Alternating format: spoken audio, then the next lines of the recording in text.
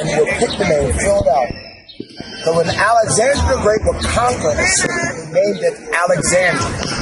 But when he developed the city of education and enlightenment, he would name it Philadelphia, which is Greek, the city of revolution.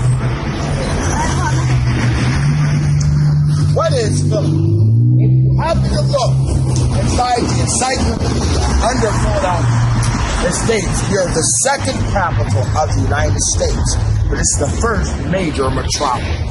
We're the first city in the New World to reach the population of 1 million.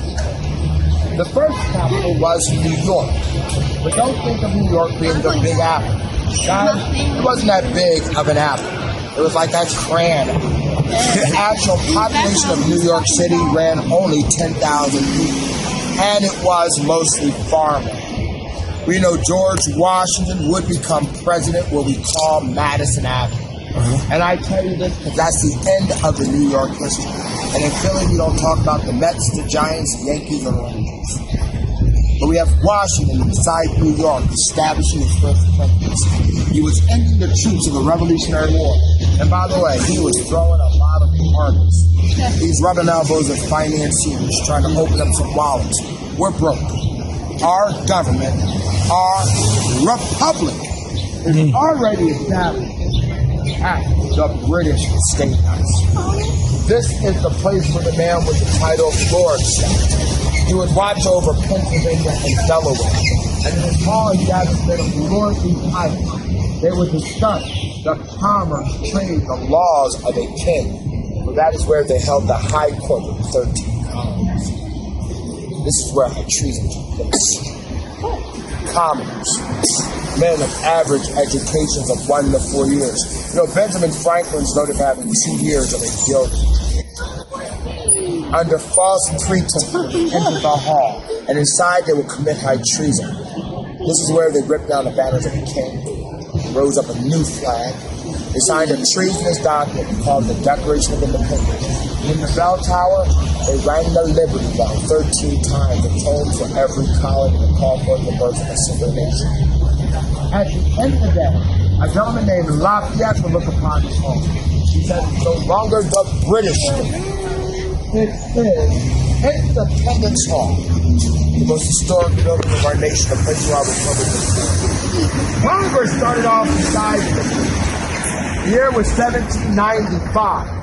We would build Congress a new home next door. This is Congress Hall. A group of men formed upstairs. We gave them the name the Senate. Downstairs, a group of men took on the title, the House of Representatives. Thank you very much, sir. And the country location of this title is the unofficial title, Upper Lower Houses of Congress. While George Washington would establish his second term right there, guys. He ran the newly born United States out of those doors. It was recorded to be the first time in the history of mankind where inside Congress Hall a man passed the power of a nation to another man without war, bloodshed. He was not related to him, and no one had to die.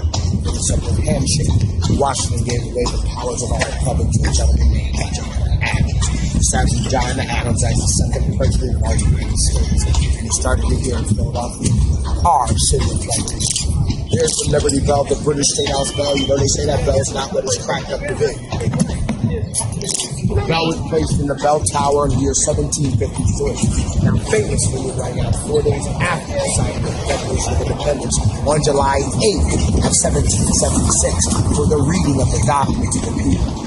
The bell was commissioned to be the symbol of Philadelphia's freedom. So the bell does not represent the Declaration of Independence, but it actually represents the 50th anniversary signing of a document we know as the Penn's Charters of Privileges. The document read, signed, and drafted as the founder of Philadelphia, Pennsylvania, William Penn, in 1701. Being the first document in history offer landownership rights to women. Y'all supposed to say thank you. Thank you. And with great detail, wrote about education of poverty. For the very first time, a working person to receive a legal education. An education that's not spawned from the clergy or nobility, but taught critical thought. An education that was not only given to men, but given to women, Native Americans, and people of African descent in the year 1701. It would be the first stop in history to open up the doors of religious freedom. Before the document signed by William Penn in the year 1701, Catholic settlements, Protestant settlements, Jewish settlements. If you name the faith, they had their own town with their own laws besides the king's law. A gentleman named William Penn with a noble seal stated, if you have one God and 100 people, you have the right to worship freely, pray, and build a church in the city of brotherly love. The first 100 years of this city, over 150 churches and over 74 different types of religions. They called it William Penn's Grand Holy Experiment. This will be the first document in history to outlaw slavery in the Union. For the borders of Pennsylvania was a free state. Guys, here we have the old city hall. The year was 1791. A gentleman named John Jay would walk up these 4 steps. He had a gavel in his hand. And when he opened these doors, he gave birth to the highest court in our land. This is where the Supreme Court of the United States was born in 1791. Our first justice is Justice John Jay. So guys, I guess we saw one block. We covered all 3 branches of our government, liberty, second to none. We're going to take up the Revolutionary War, nation born, and every document comes out. You want to walk that block, it takes 2.5 minutes. You go to Washington, D.C., it takes 2 days to go for a walking shoes, you got 6 feet.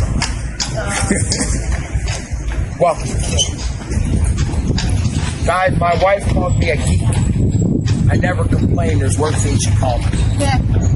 56 men, 56 signers, 56 great stories. The more you read about these men who said royalty or fire, you are reading about yourselves. There's not a better subject in this world than but how do we learn history? First, today, we open up a textbook. We look for a name, a date, and something italicized in a paragraph. To place on a little card so you can flip it back and forth several hundred times to program your brain for an A, B, or C answer. And like all good programs, once it's done and the test is over, the information seems to trickle out of your brain. You're watching, you're smarter than a 5th grader, and you feel stupid. Right? Okay. Sports car. Is it hard to memorize a story? When somebody tells you a story, it seems like you just got it, right? Right. You find conception of it, understand it. It becomes a part of you. Later on down the road, you have your grandchildren on your lap, and you're telling the same story that they were told to you when you were their age by your grandparents. The details may be a little shifted, but the story's content is precise. That's how you approach his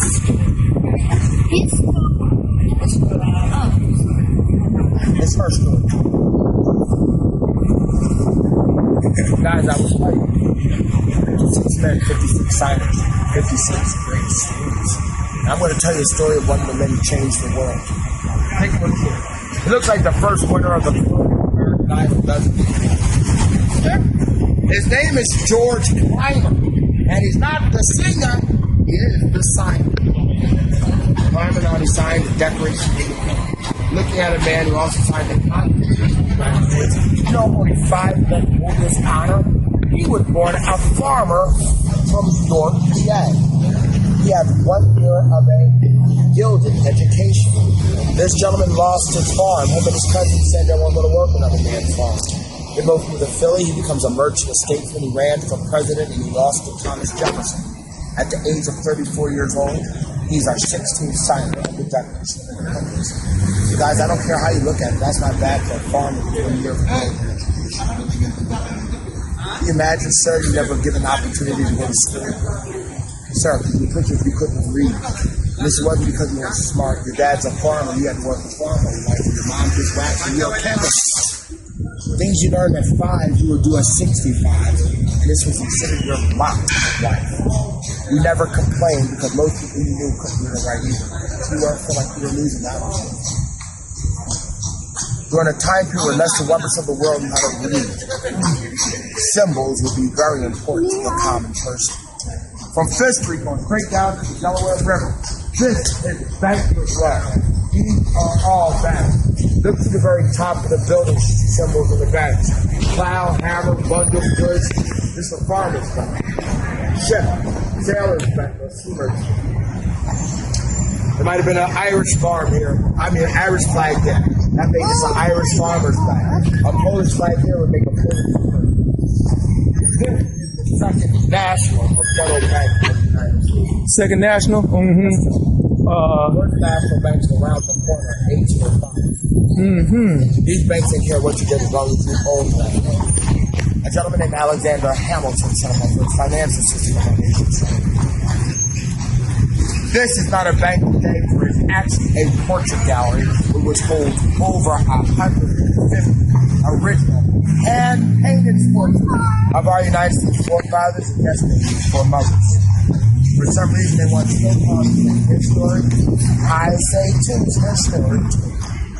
Men and women developed our republic. In that building, there are forgotten names. Names that will never make it to our textbooks. One's not of our currency. Those are in their children. My favorite forefather has a portrait. See, I call him TJ. You can call him Thomas Jefferson. TJ was 33 when he wrote the Declaration of Independence. At the age of 34, young TJ was staying in Philadelphia and established himself as a young southern politician. He was running around, kissing babies, shaking hands, signing orders, and building eventually giving speeches, showing off his Virginia charm. Yes, ma'am. Why can't we call him TJ? Why we have to call him Thomas Jefferson? You can call him TJ. I call him TJ. At the age of 34, he sat down for a portrait at Henrywood Hall. He made a political statement. He refused to wear makeup or dark wig. He wanted you to know he had not a drop of nobility. He was a common, a colonial, southern gentleman. Someone who came from the people who looked like the people whose clothes were not separated from the people. First time captain on campus in that hall, you can see Thomas Jefferson's red hair and freckles. And he looks a lot like Conan O'Brien with long hair.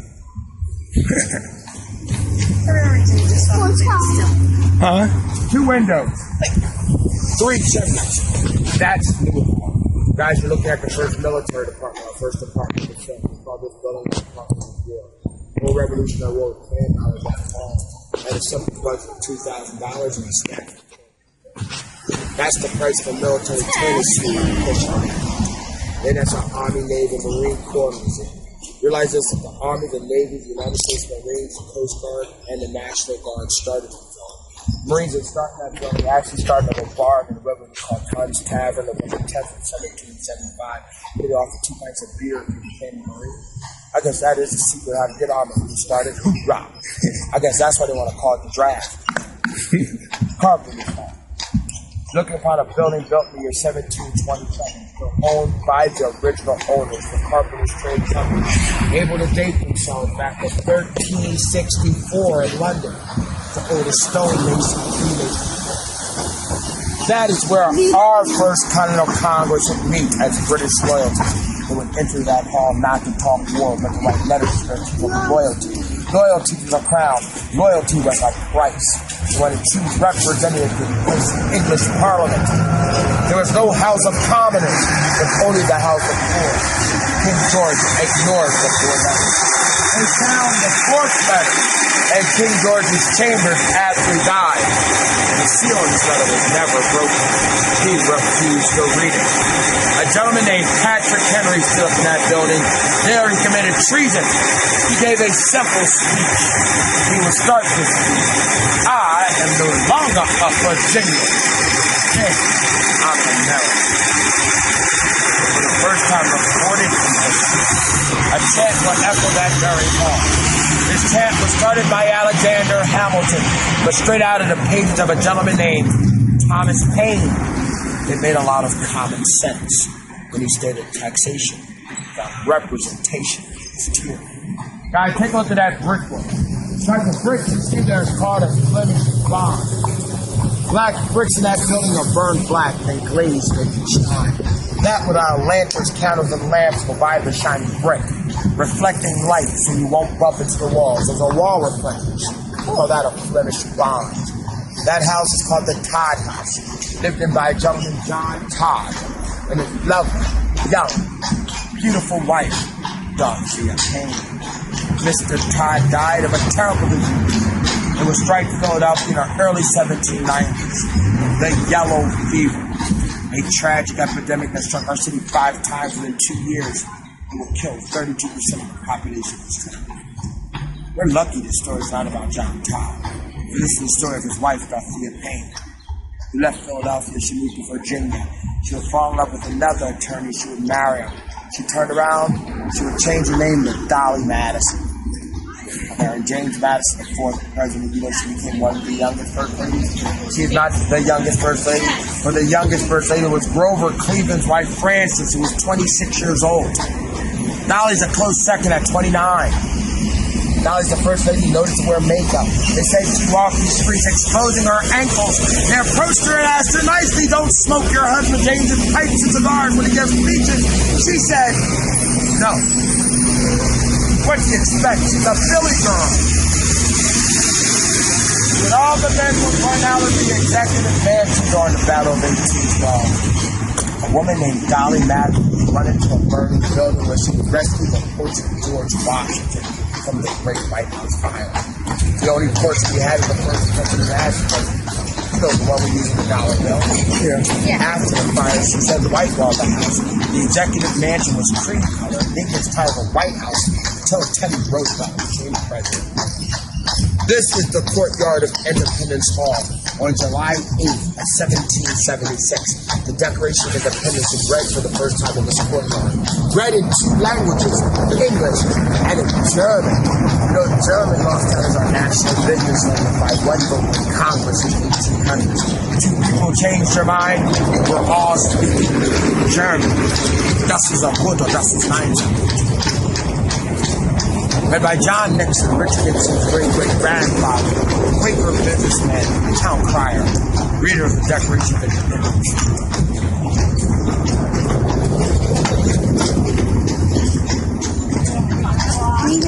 Library Hall, the first Linden Library of the United States, started by Benjamin Franklin in the year 1720. It's started by Benjamin Franklin in 1743. Mr. Franklin lent out books out of this building starting at 2 cents. If you brought your book back one time, good condition, he gave you 80 cents. Hence the phrase that we love, where it can be saved as a penny earned. Waste not 1 drop, an ounce of prevention, a pound of cure. Haste makes waste. The early bird catches the worm, early to bed, and early to rise, makes you healthy, wealthy, and wise. House guests and fish after 2 days they stink. Beers proof God loves you, wants you to be happy.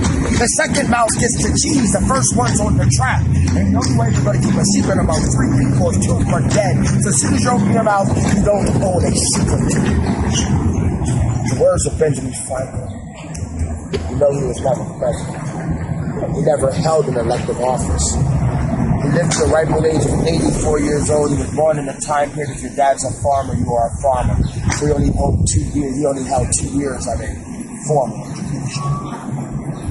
He would instill us the power of citizenship. Have you ever looked at his resume? Well, ma'am, he was a writer, printer, poet, diplomat, friends, and alongside the Declaration of Independence, Constitution, United Article, Confederation, Baptist Gospel, Baptist Glass, Water for Kids, like saving time, but work of the night, first after newspaper, private lecture, first hot translation, the day after, first essay, two, from the beginning, college, and Harvard for 50 years, at the University, one administration, company, college, and first graduate school, first time they find about the first fire source, company, the French profiles of American firefighting in Philadelphia, also trying to fill up the South African Society, trying to number 5 back fast. You know that? 56 men. 56 signings. 56.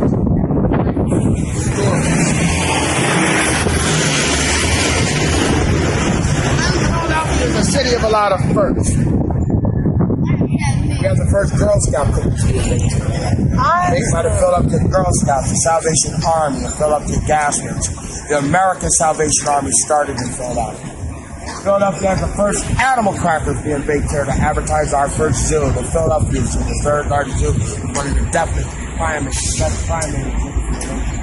By the way, we also got a brand new big cat exhibit, expands of the reptilian exhibit, the world's largest high-end robot in the public. Also a brand new rare bird by the Philadelphia Zoo. Philadelphia is the first world fair, the first Republican division. The first Republican ballot, started by John Waterman. The first Thanksgiving run started by Mason in New York, when the Devil was killed. And the first computer in the world came out of the University of Pennsylvania called Iliad, 3 real large. It was the size of a tennis court. Oh my God, it's not long there. Guys, okay, enjoy your tour. Yeah.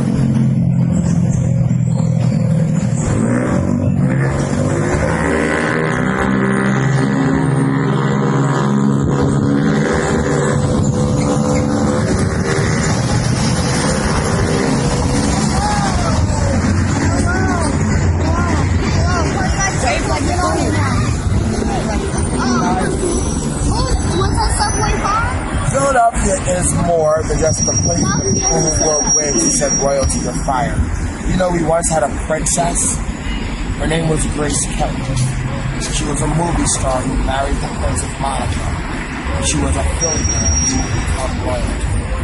We have a prince, Will Smith. He's the prince. West Philadelphia, he was.